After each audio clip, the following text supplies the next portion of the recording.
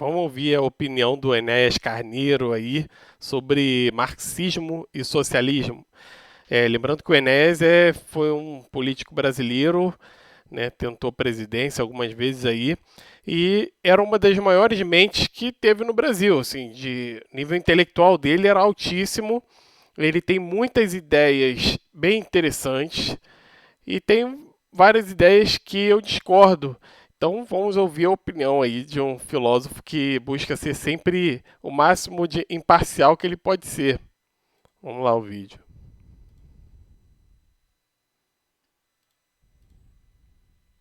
Eu não defendo essa tese do acirramento da luta de classes. Eu não gosto desse ponto de vista. Essa é a tese anacrônica, obsoleta. É a tese que levou à Revolução Socialista. E a experiência já do ser humano nesse planeta mostrou que a Revolução Socialista fracassou. Se, do ponto de vista teórico, o modelo é belíssimo, e eu o conheço, não aprendi lendo jornal, eu li os clássicos, os originais. Li livros de Hegel, o precursor, antes de Engels. Li livro de Engels, Dialética da Natureza. Li o Anti-Júri. Se o assunto, do ponto de vista teórico, é belíssimo, e talvez seja a estruturação filosófica mais bela sobre a vida social no planeta, se do ponto de vista teórico é assim, na prática, infelizmente, não funcionou. Aquilo a que todos nós assistimos foi um processo de perda de sustentação política desses regimes em todo o mundo. Então eu não defendo essa tese, não, senhor. Sendo bem claro. Porque eu não tenho muito tempo, não, eu não tenho quase tempo nenhum para dar minha mensagem. Eu defendo a propriedade privada dos bens de produção, sem dúvida. Eu deixo bem clara a posição. Eu não entendo essa posição do meio, em cima do muro, de um muro tão largo em que ninguém cai do muro, em que a gente não sabe mais quem é capitalista, quem é... Não, eu defendo o regime da propriedade privada dos bens de produção. Não existe socialismo moreno, não existe neocomunismo, isso é farsa. Ou ignorância específica do tema, a pessoa de quem fala. Eu conheço o assunto. Eu digo, senhor, eu defendo o regime capitalista. Só que eu não aceito dizer-se que no país existe mercado livre. Isso não existe, isso é mentira. O que existe aqui é um regime de oligopólio em que suas excelências, os grandes empresários, ditam os preços do produto. Então, eu digo, o senhor diz assim, mas o senhor vai aceitar que o Estado interfira? Sim, eu aceito. Eu não vejo como, nesse oceano, né, de incompreensão em que nós vivemos, eu não vejo como, se nós não tivermos um pulso firme no governo, se possa chegar a algum acordo. Eu não entendo. Eu vejo um oceano, eu vejo o barco à deriva a cada instante. É assim que eu vejo. Então, eu aceito o regime capitalista, a propriedade privada dos bens de produção. Eu insisto nisso.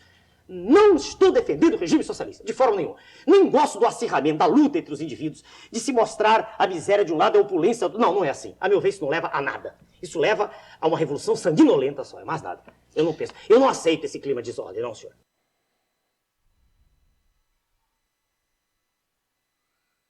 Não, senhor.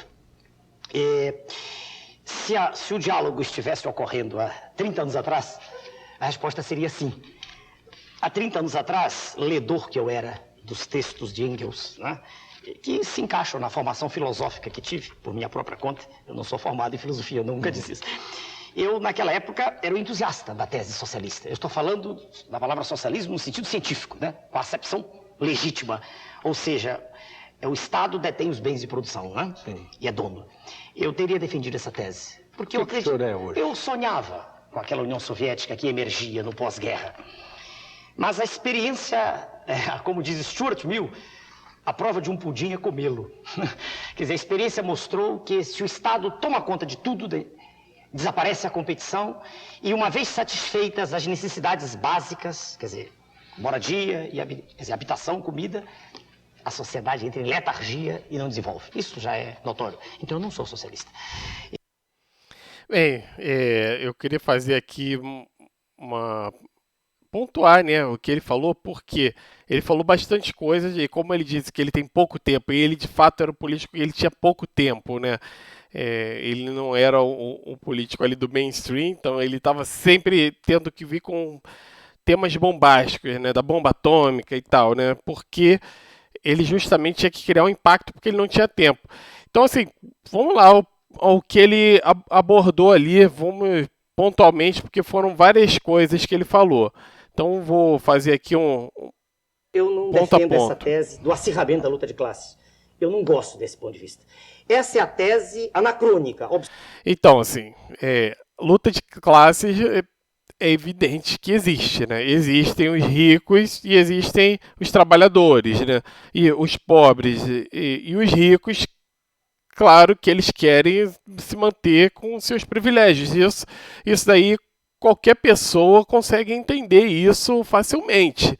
Isso não tem dificuldade. Agora, claro, ele pode questionar sim, se a melhor forma, que como ele está apresentando ideias liberais e tudo, ele pode sim ir lá para dizer o seguinte, da certa forma é possível chegar a uma economia melhor por meios liberais e a socialista seria uma forma de chegar a uma economia não tão eficiente. Isso ele pode defender, mas defender que não existe luta de classe, não tem como defender isso, né?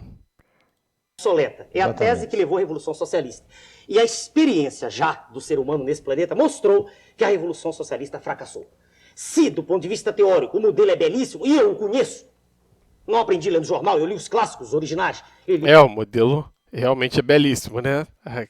Trazer igualdade para a população, poder acabar com a exploração, isso é belo mesmo.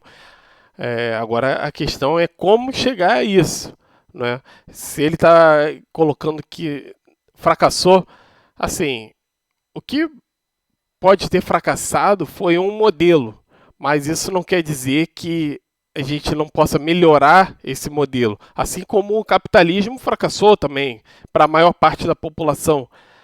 Uma pequena parcela da população está muito bem com o capitalismo, mas a maior parte da população ele fracassou. Tem tanto de gente morando na rua, tanto de gente com fome. A gente está aí com dados de quase 100 milhões de pessoas em insegurança alimentar, mas e aí 30 milhões aí quase passando fome mesmo, né? E uns dados assim absurdos, né? E de fato assim o capitalismo gerou muitos problemas. É uma mortandade numa parcela da população negra, né, assassinada, né, dentro de uma taxa de homicídios altíssima. Problemas no SUS, as pessoas estão morrendo assim, as pessoas que não conseguem pagar um hospital particular, as pessoas morrem na fila do SUS esperando um milagre para conseguir ser operado, ter um tratamento, né?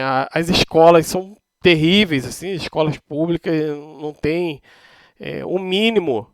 Eu como professor vejo lá, não tenho caneta às vezes para escrever no quadro, né? Então, esse capitalismo nosso fracassou, né? Temos que encontrar um modelo que supere esse, um modelo melhor. Não quer dizer que a gente tenha que repetir as experiências socialistas que tivemos na União Soviética e tal, mas encontrar um modelo melhor. Livros de Hegel, o precursor, antes de Engels, li livro de Engels, Dialética da Natureza, li o Anti-Júri. Se o assunto do ponto de vista teórico é belíssimo, e talvez seja a estruturação filosófica mais bela sobre a vida social no planeta, se do ponto de vista teórico é assim, na prática, infelizmente, não funcionou. Aquilo a que todos nós assistimos foi um processo de perda de sustentação política desses regimes em todo o mundo. Então é isso, né? O que não funcionou foi uma experiência. E que não é bem que não funcionou, né? Ela teve algum sucesso em algumas áreas. Ela não teve um grande sucesso economicamente falando, mas teve sucesso na melhora da educação, na melhora da saúde, em algumas áreas tecnológicas teve avanço também. Então, a prática de esportes, habitação, algumas áreas teve sim melhora, né? Então, para ser imparcial, nós temos que falar o que teve de bom também. Eu não defendo essa tese, não, senhor. Sendo bem claro. Porque eu não tenho muito tempo, não. Eu não tenho quase tempo nenhum para dar minha mensagem. Eu defendo a propriedade privada dos bens de produção, sem dúvida. Eu deixo bem clara a posição. Eu não entendo essa posição do meio, em cima do muro, de um muro tão largo, em que ninguém cai do muro, em que a gente não sabe mais o que é capitalista, que é... Não. Quanto a isso aí, ele está falando de um problema que nós temos agora. Porque é o seguinte, ou nós temos um modelo em que nós temos como o comunismo empresarial de mercado, que é o modelo mais eficiente. Se nós temos um modelo desse em que a propriedade dos meios de produção é pública, nós temos um modelo definido. Ou se você não tem isso, então você vai para o modelo liberal de verdade, né, e de permitir a liberalização do mercado. Agora, esse modelo que nós estamos tendo agora, com o PT, com Bolsonaro, com esses partidos, é um modelo que está nesse muro aí que ele falou. Está no meio termo que não está indo nem para um lado nem para o outro e não está dando certo de jeito nenhum. Então tem que se realmente é, escolher um lado. É, o lado mais eficiente é o comunismo empresarial de mercado. Mas se não for esse, então vai para o liberalismo mesmo. Tem que ser radical, porque senão não resolve o problema. Vai ficar sempre empurrando com a barriga, fazendo meias medidas que não resolvem o problema. Eu defendo o regime da propriedade privada dos bens de produção. Não existe socialismo moreno, não existe neocomunismo, isso é farsa. Ou ignorância específica do tema, a pessoa de quem fala. Eu conheço o assunto. Eu digo, senhor, eu defendo o regime capitalista. Só que eu não aceito dizer-se que no país existe mercado livre. Isso não existe, isso é mentira. O que existe aqui é um regime de oligopólio. Exatamente, é isso aí. Aqui no Brasil, não dá para dizer que existe um mercado livre. Essas grandes empresas que são as amigas do rei, e onde existem políticos, assim, o comunismo empresarial de mercado, ele acaba com os políticos. Por quê? Onde existem políticos, eles se associam aos ricos e faz com que esses ricos sejam um grupo que vai ser privilegiado, porque eles vão estar se ligando, se miscuindo lá e um vai estar ajudando o outro, um vai estar dando benefícios para o outro, o político vai beneficiar o rico e o rico vai dar dinheiro para o político. E aí faz o que a gente tem na política brasileira. É exatamente isso. Aí permite esses oligopólios, esses monopólios, com aval e apoio do poder político.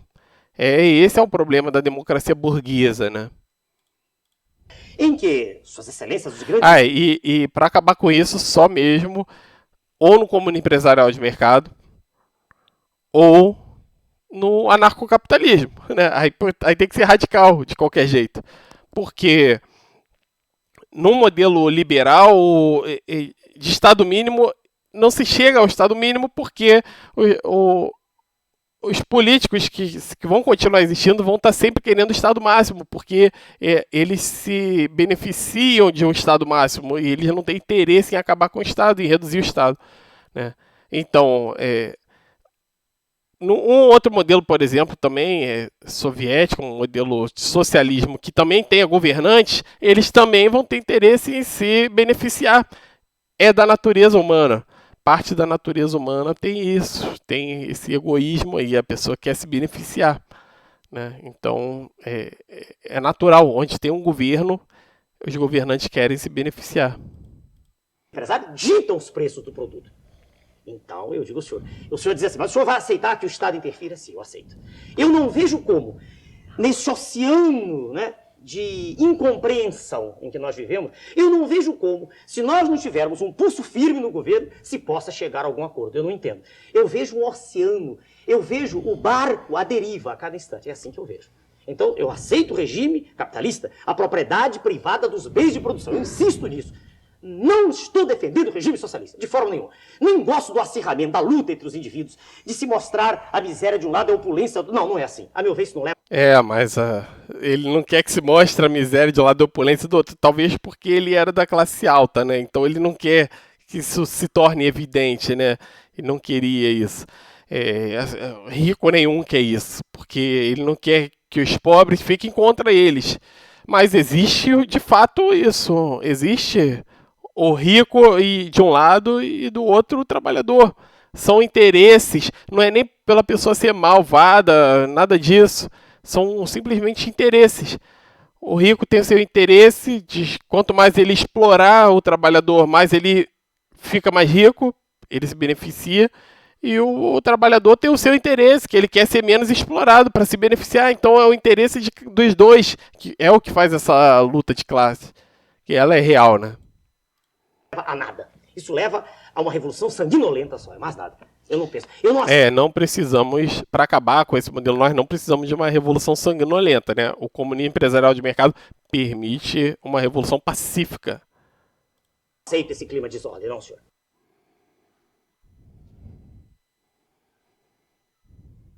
Não, senhor. Se o diálogo estivesse ocorrendo há 30 anos atrás, a resposta seria sim. Há 30 anos atrás, ledor que eu era dos textos de Engels, né, que se encaixam na formação filosófica que tive, por minha própria conta. Eu não sou formado em filosofia, eu nunca disse isso. Eu, naquela época, era um entusiasta da tese socialista. Eu estou falando da palavra socialismo no sentido científico, né, com a acepção legítima. Ou seja, o Estado detém os bens de produção, né? Sim. E é dono. Eu teria defendido essa tese. Porque eu acredito. O senhor é hoje? Eu sonhava com aquela União Soviética que emergia no pós-guerra. Mas a experiência, como diz Stuart Mill, a prova de um pudim é comê-lo. Quer dizer, a experiência mostrou que se o Estado toma conta de tudo, desaparece a competição e uma vez satisfeitas as... Então, essa questão é que é a grande inovação do comunismo empresarial de mercado, né? O Estado detém sim os meios de produção, a maior parte, empresas pequenas ainda podem continuar existindo, mas existe a concorrência.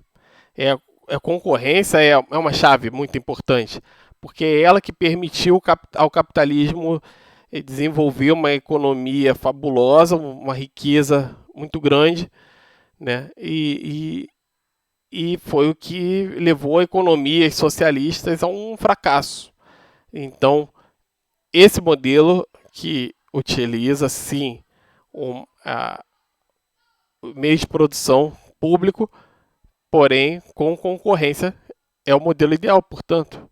Necessidades básicas, quer dizer, moradia, quer dizer, habitação, comida, a sociedade entra em letargia e não desenvolve. Isso já é... Vamos voltar aqui para ver. Não entendi essa parte aí que ele falou, né? Deixa eu voltar aqui um pouquinho. Aparece a competição e uma vez satisfeitas as necessidades básicas, quer dizer, moradia, quer dizer, habitação, comida, a sociedade entra em letargia e não desenvolve. Isso já... Então é isso mesmo que eu entendi, né? O que ele vai falar é que a sociedade que resolve esses problemas entra em letargia. Então, o que é que ele está querendo? Ele está defendendo a miséria? Ele está querendo que a sociedade tenha miséria para não entrar em letargia? Esse aí foi a única parte aí indefensável realmente do que ele falou, né? Mas é isso. O Dr. Enéas era um intelectual, né? Era muito inteligente e culto, né? E é sempre bom ver ele falando com pessoas assim, porque tem coisas que a gente pode extrair de bom aí, de positivo, se a gente analisar como o filósofo deve analisar, né? Analisar imparcialmente, na medida do possível, né? Então é isso aí, pessoal. Até a próxima aí. Tchau, tchau.